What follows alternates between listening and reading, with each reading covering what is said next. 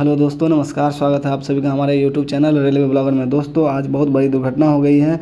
दोस्तों, भारतीय रेल को हम अपनी जीवन रेखा कहते हैं और हाथी हमारे जंगलों का राजा, प्रकृति की शान होती है। लेकिन जब ये दोनों एक दूसरे के रास्ते में आ जाते हैं तो नतीजा कभी कभी बेहद दर्दनाक होता है।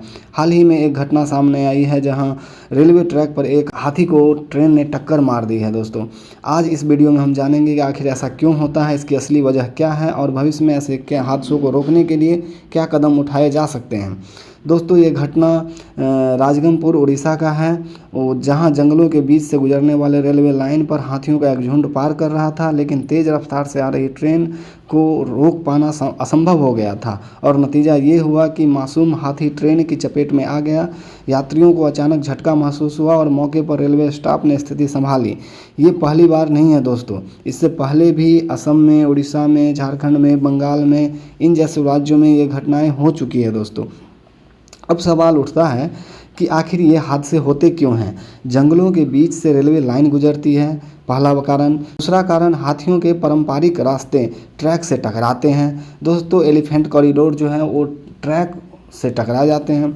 तीसरा है, रात में दृश्यता कम होती है। और चौथा है, ट्रेन की स्पीड इतनी होती है कि ड्राइवर ब्रेक लगाने के बाद भी कई सौ मीटर, करीब 500-600 मीटर तक जाती है ट्रेन।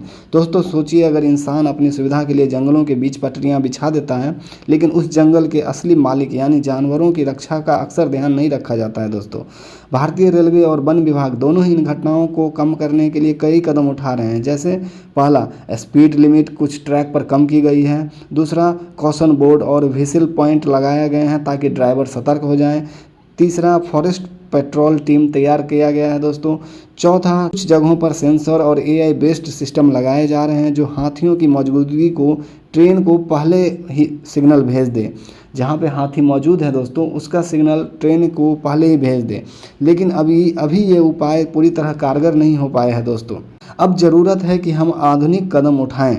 जैसे पहला, हर एलिफेंट कॉरिडोर और अंडरपास या ओवरपास ब्रिज बना दें।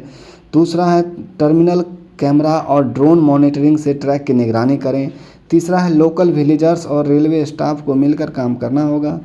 चौथा है, और सबसे बड़ी बात यह है कि हम सभी को पर्यावरण और जानवरों की सुरक्षा को गंभीरता से लेना होगा, क्योंकि अगर हम ऐसा नहीं करेंगे तो ये घटनाएं बार बार दोहराई जाती रहेगी।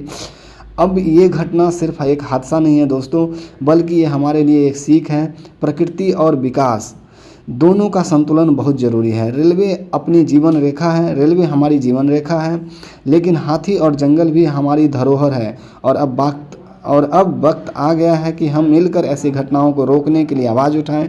अगर आप भी मानते हैं हाथियों की सुरक्षा हमारी जिम्मेदारी है, तो इस वीडियो को ज़्यादा से ज़्यादा शेयर कीजिए और हाँ, चैनल को सब्सक्राइब करना मत भूलिएगा, ताकि रेलवे से जुड़ी हर छोटी बड़ी खबर हम समय पर आप तक पहुंचा दें।